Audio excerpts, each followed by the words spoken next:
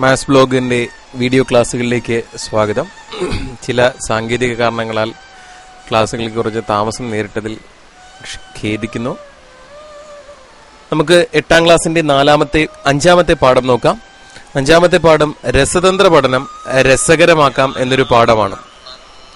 ഈ പാഠത്തിൽ പറഞ്ഞിരിക്കുന്ന സോഫ്റ്റ്വെയറുകൾ കാൽസ്യം എന്നൊരു സോഫ്റ്റ്വെയറും കാൽസ്യം എന്ന കെമിസ്ട്രി പഠന സോഫ്റ്റ്വെയറും പിന്നെ തന്മാത്രാ ഘടനകൾ നിർമ്മിക്കാൻ സഹായിക്കുന്ന ജി കെമിക്കൽ എന്ന് പറയുന്ന മറ്റൊരു സോഫ്റ്റ്വെയറുമാണ്. നമുക്ക് സോഫ്റ്റ്വെയർ തുറക്കുന്ന എങ്ങനെ നോക്കാം. ആദ്യം പറഞ്ഞിരിക്കുന്ന സോഫ്റ്റ്വെയർ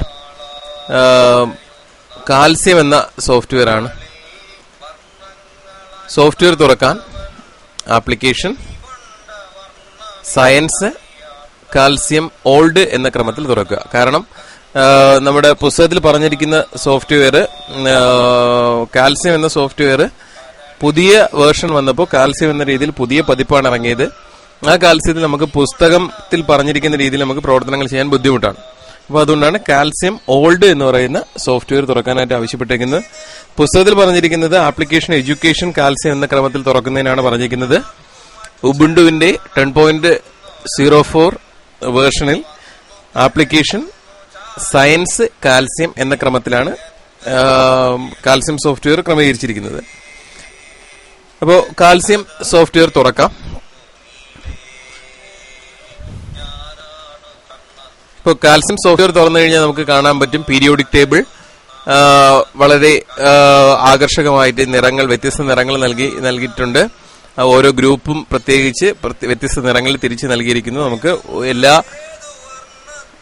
മൂലകങ്ങളുടെയും വിശേഷങ്ങൾ നമുക്ക് ഇതിൽ നിന്നും മനസ്സിലാക്കാൻ പറ്റുന്ന തരത്തിൽ തന്നെയാണ് സോഫ്റ്റ്വെയറിൽ ക്രമീകരിച്ചിരിക്കുന്നത്. വരുന്ന സോഫ്റ്റ്വെയറിനെ മാക്സിമൈസ് ചെയ്യുക. ആ വിൻഡോ മാക്സിമൈസ് ചെയ്യുന്നു. വിൻഡോ മാക്സിമൈസ് ചെയ്ത് കഴിഞ്ഞാൽ ഒന്നാമത്തെ പ്രവർത്തനമായിട്ട് നൽകിയിരിക്കുന്നത് മൂലകങ്ങളെ നിരീക്ഷിച്ച് അവയുടെ പ്രത്യേകതകൾ ഒരു നിരീക്ഷണ പട്ടികയിൽ ചേർക്കാനാണ് ആവശ്യപ്പെട്ടിരിക്കുന്നത്. നമുക്ക് ഓരോ മൂലകങ്ങളെയും നോക്കാം. ഇപ്പോൾ ഒന്നാമത്തെ മൂലകം ഓരോ കൊണ്ട് വെച്ച് കഴിഞ്ഞാൽ ആ മൂലകങ്ങളുടെ പേര്, അറ്റോമിക് നമ്പർ, മാസ് നമ്പർ എന്നിവ അവിടെ കാട്ടുന്നുണ്ട്. ഒപ്പം അതിന്റെ ചിത്രവും അവിടെ നമുക്ക് കാണാൻ പറ്റും. ഇപ്പൊ ആദ്യത്തെ മൂലകം ഹൈഡ്രജൻ എന്ന മൂലകത്തിൽ ഞാൻ കൊണ്ട് ക്ലിക്ക് ചെയ്തു. അപ്പൊ അതിന്റെ അറ്റോമിക് നമ്പർ, മാസ് നമ്പർ എന്നിവ നമുക്ക് ഇതിൽ നിന്നും ലഭ്യമാണ്. അതിലെ സൂചിപ്പിച്ചിരിക്കുന്ന അക്ഷരം, ആ മൂലകത്തിന് പ്രതിനിധാനം ചെയ്യുന്ന അക്ഷരം എല്ലാം നമുക്ക് വിശദമായിട്ട് കാണാൻ പറ്റും. അതിലെ പിക്ചർ എന്ന ഓപ്ഷനിൽ ക്ലിക്ക് ചെയ്ത് കഴിഞ്ഞാൽ നമുക്ക് അതിന്റെ ചിത്രം കാണാം. അപ്പോൾ ഹൈഡ്രജൻ ഒരു വാതകമാണ്, നമുക്കറിയാം. മറ്റൊരു മൂലകം എടുത്ത ശേഷം നമുക്കതിന്റെ അതിലെ പിക്ചറിൽ ഓവർവ്യൂ ഓപ്ഷനിൽ നമുക്ക് പേരും അറ്റോമിക് നമ്പർ, മാസ് നമ്പർ എന്നിവയുള്ള നമുക്ക് ലഭ്യമാണ്. പിക്ചർ ഓപ്ഷനിൽ നിന്ന് നമുക്ക് അതിന്റെ ചിത്രം ലഭ്യമാണ്. അതിന് താഴെയുള്ള ആറ്റം മോഡൽ എന്നുള്ള ഓപ്ഷനിൽ നിന്നും അതിന്റെ തന്മാത്രാ ഘടന നമുക്ക് ലഭ്യമാണ്. കെമിക്കൽ ഡേറ്റയിൽ നിന്നും അതിന്റെ electronic configuration, density, covalent radius, atomic radius എന്നിങ്ങനെ വ്യത്യസ്തമായിട്ടുള്ള വിവരങ്ങൾ, ആ മൂലകത്തെ സംബന്ധിച്ചിരിക്കുന്ന വ്യത്യസ്ത വിവരങ്ങൾ നമുക്ക് ഇതിൽ ലഭ്യമാണ്. അതിലെ മിസ്സെലാനിയസ് എന്ന് പറയുന്ന ഓപ്ഷനിൽ നിന്നും മിസ്സെലാനിയസ് ഓപ്ഷനിൽ അതിന്റെ മറ്റു വിവരങ്ങൾ കിട്ടും. ഇപ്പോൾ അയണിനെ സംബന്ധിച്ച് this element was known to ancient cultures എന്ന് നൽകിയിട്ടുണ്ട്. അതായത് ആരും കണ്ടെത്താതെ പ്രകൃതിയിൽ നിന്ന് നേരിട്ട് ലഭ്യമായ മൂലകമാണ്. മറ്റു മൂലകങ്ങൾ ഇപ്പോൾ അങ്ങനെ കണ്ടെത്തിയിട്ടുള്ള മൂലകങ്ങളാണെങ്കിൽ നമുക്ക് അങ്ങനെ നോക്കിയാൽ നമുക്കത് കണ്ടെത്താം.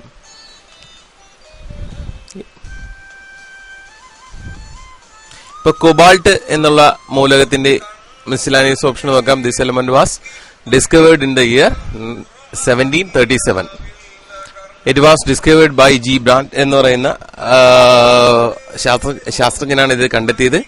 എങ്ങനെ, അത് ഏത് വർഷമാണ് കണ്ടെത്തിയത് ആള് ആര്, അതിലെ ഒറിജിൻ ഓഫ് നെയിം എന്ന ഭാഗത്ത് നിന്നും ആ പേര് വന്നത്, കൊബാൾട്ട് എന്നുള്ള പേര് വന്നതിന് പിന്നിലുള്ള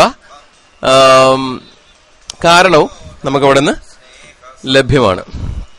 ഇപ്പോൾ കൊബാൾട്ട് മിസ്സലാനിയസ് ഓപ്ഷൻ നമ്മൾ കണ്ടു. പുസ്തകത്തിൽ തന്നിരിക്കുന്ന പ്രവർത്തനങ്ങളിലെ ക്രമത്തിന് നമുക്കൊന്ന് കടന്നു പോവാം. മിസ്സലാനിയസ് ഓപ്ഷൻ നമ്മൾ പറഞ്ഞു.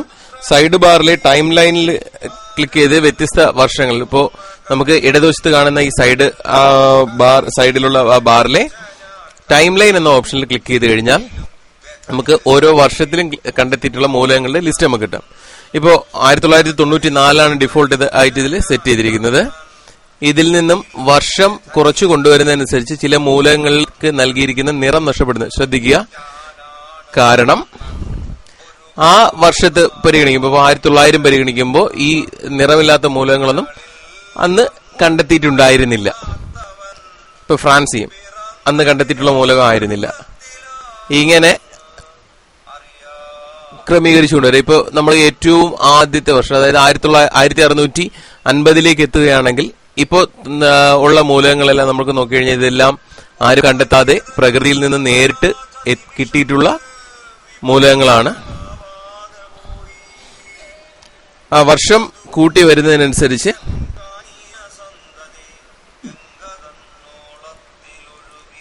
മൂലകങ്ങളെല്ലാം നമുക്ക് ലഭ്യമാണ്. ഇതിന് താഴെയുള്ള സ്റ്റേറ്റ് ഓഫ് മാറ്റർ ഓപ്ഷനിൽ ക്ലിക്ക് ചെയ്ത് കഴിഞ്ഞാൽ ഓരോ മൂലകങ്ങളുടെയും വ്യത്യസ്ത താപനിലയിലുള്ള അവസ്ഥയെ നമുക്കിതിൽ കാണാം. ഇപ്പൊ ചുമന്ന നിറത്തിൽ നൽകിയിരിക്കുന്നത് ഖരാവസ്ഥ, ഇളം നീല നിറത്തിൽ നൽകിയിരിക്കുന്നത് ദ്രാവകാവസ്ഥ, പച്ച നിറത്തിൽ നൽകിയിരിക്കുന്ന വാതകാവസ്ഥ. ഇപ്പോ 295 കെൽവിനിൽ ഇതിന്റെ ഈ മൂലകങ്ങളുടെ എല്ലാ അവസ്ഥ ഇതാണ്. ഇതിൽ നമ്മൾ ടൈം ബാർ അഡ്ജസ്റ്റ് ചെയ്തതുപോലെ നമുക്ക് മൂലകങ്ങളെ ടെമ്പറേച്ചറിൽ വ്യത്യാസം വരുത്തി കഴിഞ്ഞാൽ മൂലകങ്ങൾക്ക് വരുന്ന മാറ്റങ്ങൾ ശ്രദ്ധിക്കുക. ഓരോ അവസ്ഥയിലും വ്യത്യസ്ത താപനിലയിൽ ഓരോ മൂലകങ്ങൾക്ക് വരുന്ന മാറ്റം നമുക്ക് ഇതിൽ വഴി നിരീക്ഷിക്കാൻ കഴിയും. ഓവർവ്യൂ ഓപ്ഷനിൽ നമുക്ക് വീണ്ടും പഴയ രീതിയിൽ തന്നെ നമുക്ക് തിരിച്ചെത്താം.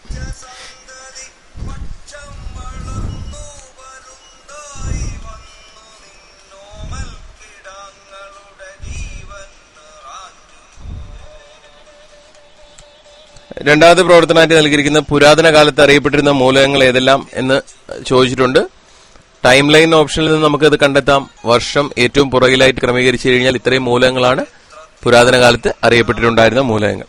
മറ്റൊരു ചോദ്യം, ആദ്യമായി കണ്ടെത്തിയ മൂലകം ഏതെന്നാണ്. അതായത് ഇതിലെ വർഷം കൂട്ടി വരുമ്പോൾ ആദ്യം തെളിയുന്ന മൂലകം ഏതാണോ എന്നാണ് നമുക്ക് കണ്ടെത്തേണ്ടത്. ഇപ്പോൾ നമുക്ക് കൂട്ടി വരുമ്പോൾ നമുക്കറിയാം 1668 കഴിഞ്ഞ് 1669 എത്തുമ്പോൾ ഫോസ്ഫറസ് എന്ന മൂലകം തെളിയുന്ന കാണാം.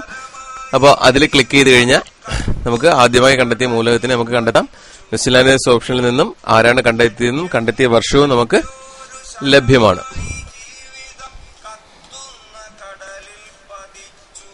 ഇപ്പോ മെർക്കുറിക്ക് എച്ച് പ്രതീകം ലഭിച്ചത് എങ്ങനെയെന്നൊരു ചോദ്യം ചോദിച്ചിട്ടുണ്ട്. മെർക്കുറിയിൽ ക്ലിക്ക് ചെയ്യുമ്പോൾ അതിലെ മിസ്സലാനിയസ് ഓപ്ഷനിൽ നിന്നും പുരാതന കാലത്ത് അറിയപ്പെടുന്ന മൂലകം തന്നെയാണിത്. അതിന്റെ പേര് വന്നത് ലിക്വിഡ് സിൽവർ എന്ന അർത്ഥമുള്ള ഗ്രീക്കോ ലാറ്റിൻ പദമായിട്ടുള്ള ഹൈഡ്രാജിറം എന്ന വാക്കിൽ നിന്നാണ് HG എന്ന പ്രതീകം ലഭിച്ചിരിക്കുന്നത്. ഇങ്ങനെ ഈ സോഫ്റ്റ്വെയർ പറഞ്ഞിരിക്കുന്ന കാര്യങ്ങളെല്ലാം നമുക്ക് ചെയ്തു നോക്കാം.